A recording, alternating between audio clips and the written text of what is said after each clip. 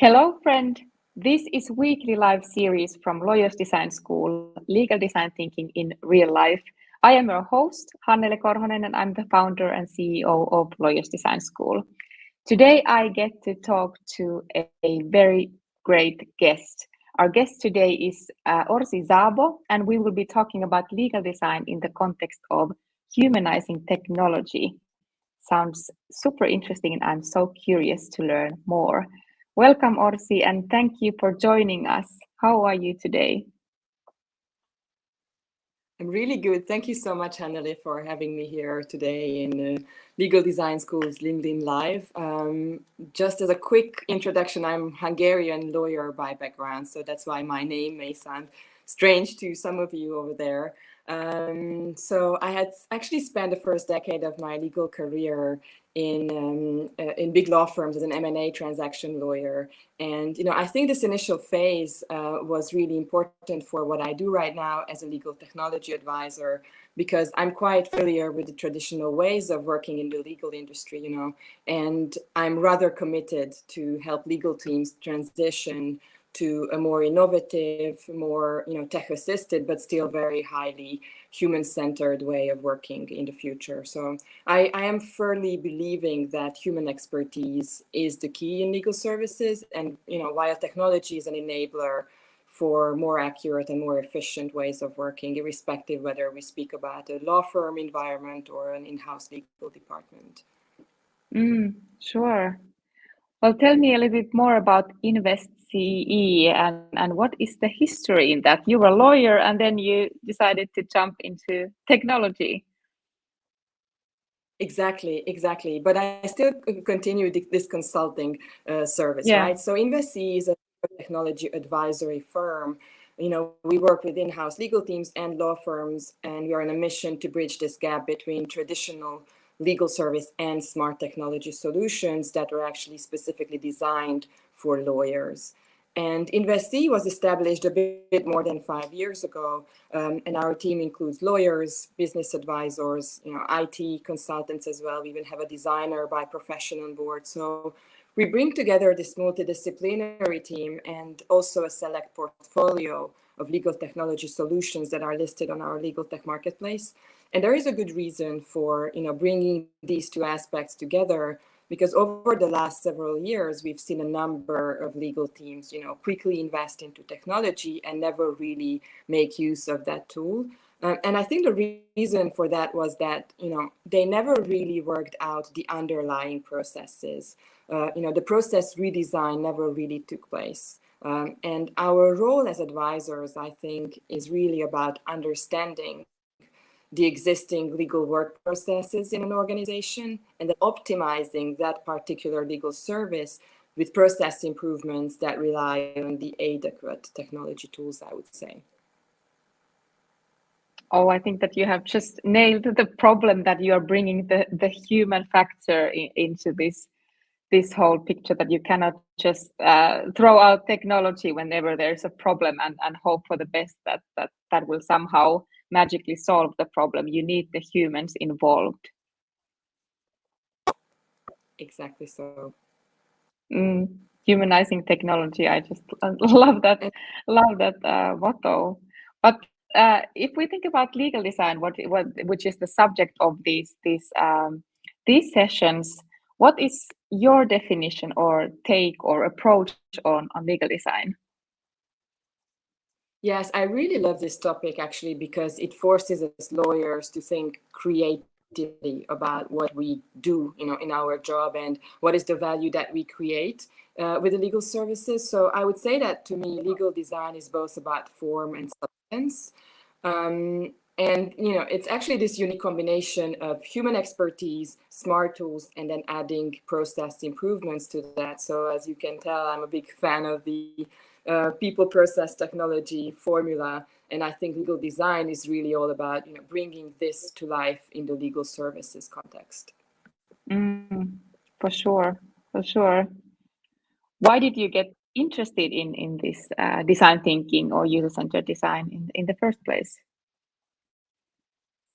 Well, a very honest and also straightforward answer to that is, I've been rather frustrated with some traditional ways of working, and I really was keen on seeing legal services shift from this manual and administrative, really field labor to actually a bit more automation, but primarily to optimization of resources. I would say I think that's the key. So when we think about legal design, I think as an enabler of legal services, I think there are two dimensions to it, right? Like how we work internally as a legal team, and then also how we communicate with our clients externally.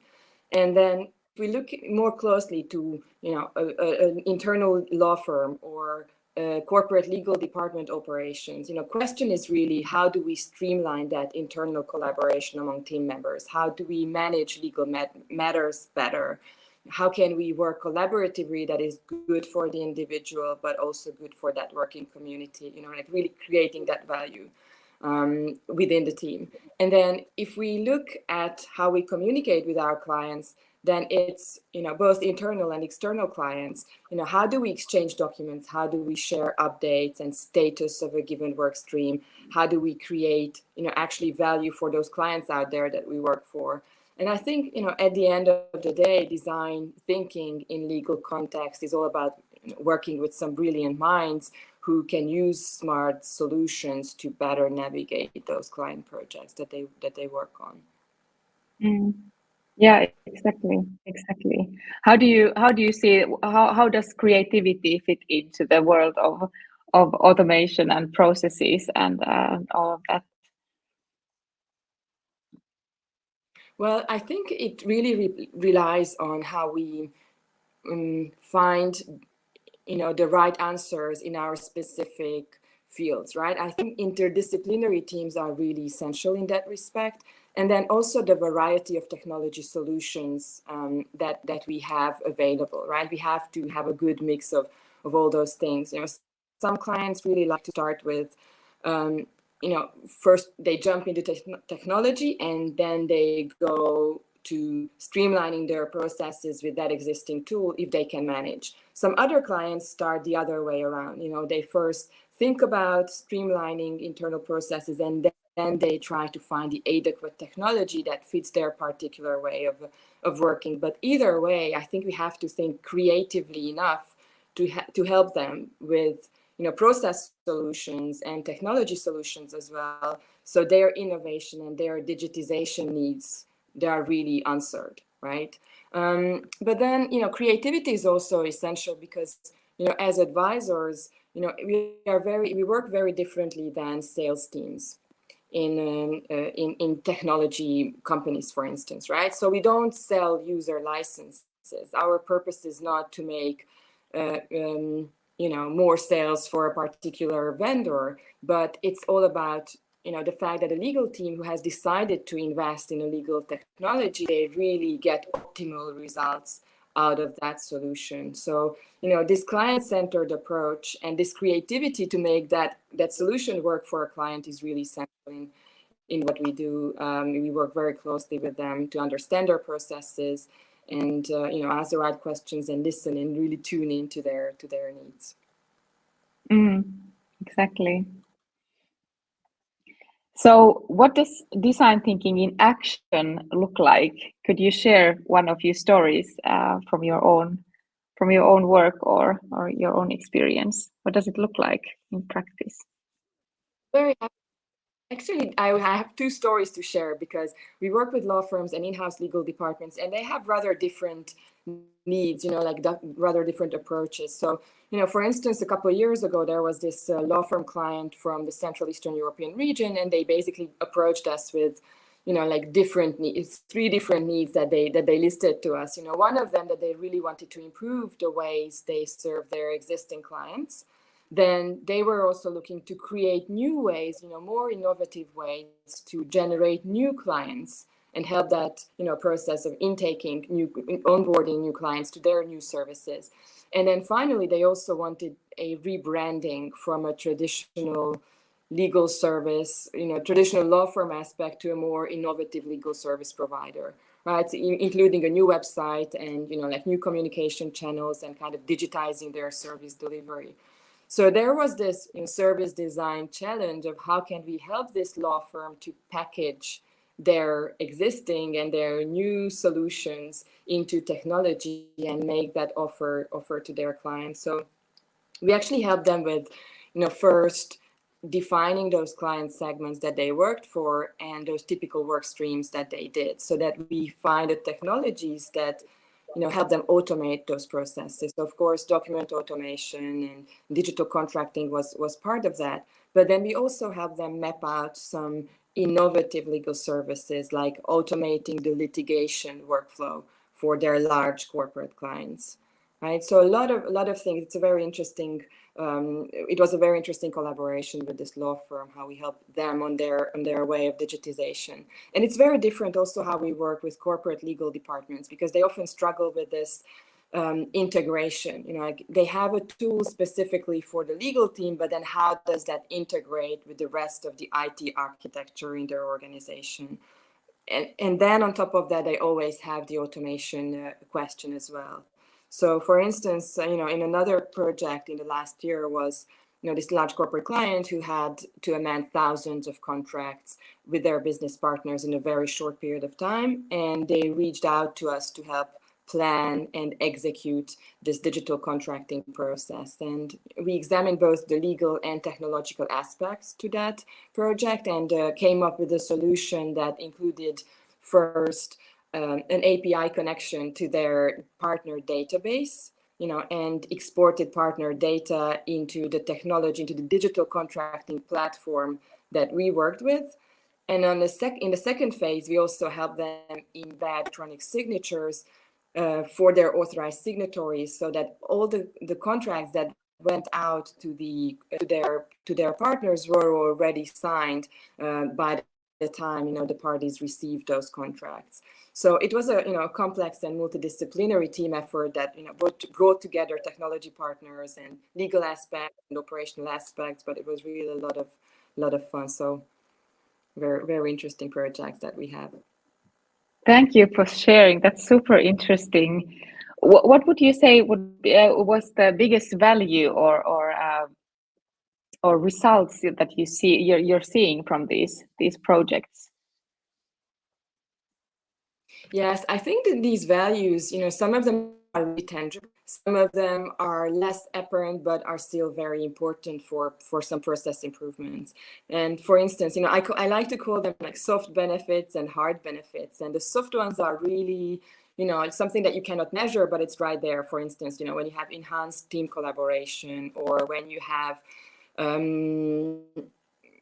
a better working environment for your people, or more motivated teams who now finally have technology to work smarter and not harder.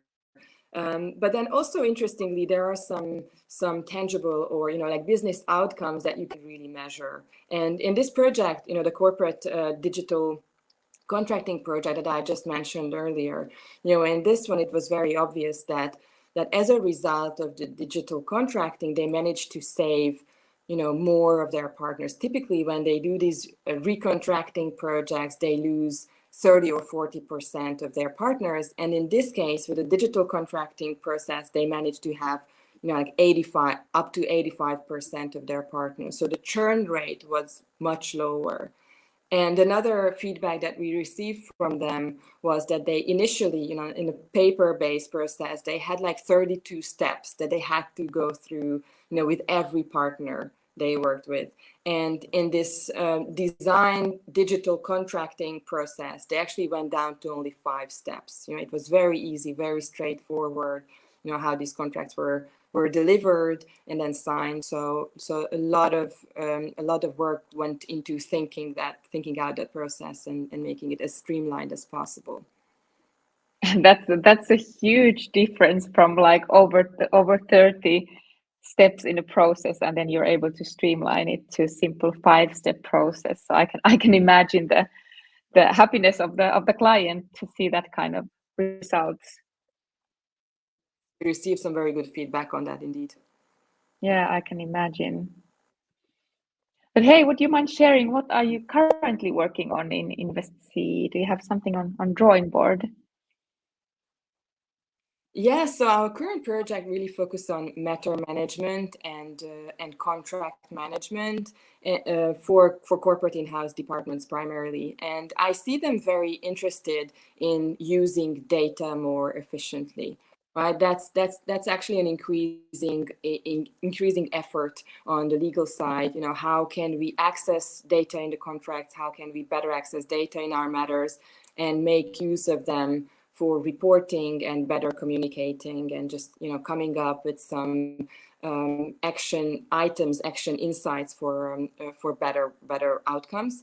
So that's something that we also use in project context, for instance, in M&A transactions. So how can you better access the data in a due diligence environment, and then how can you use that data later on, for instance, even in the post-deal integration phase, right? How can you help your clients navigate data and use technology tools in making that better for your clients?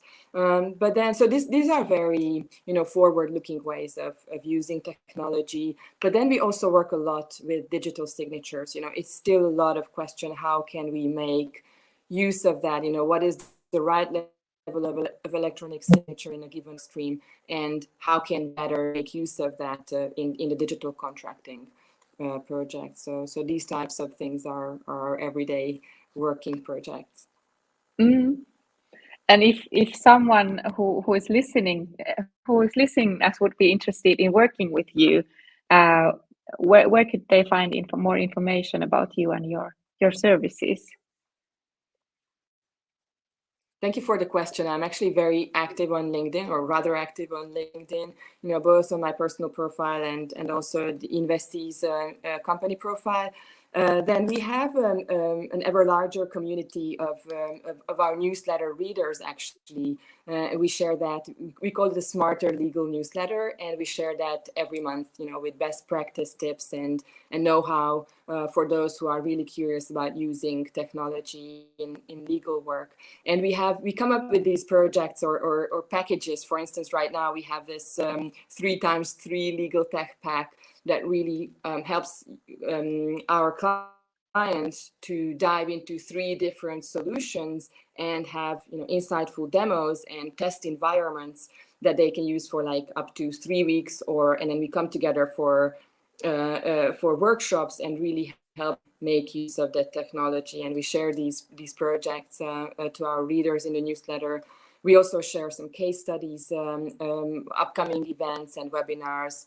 Also, we organize regularly demo days where all of our partners from the marketplace, you know, stop by and hold these 35 minutes presentations, you know, in a block, in a, you know, a morning, a demo day, showcasing our partners. So that's that. But you know, feel free to sign up to our newsletter, or also, you know, take a look at our website, you know, blog and events. There's always something interesting coming up that we are focusing on in a given time frame.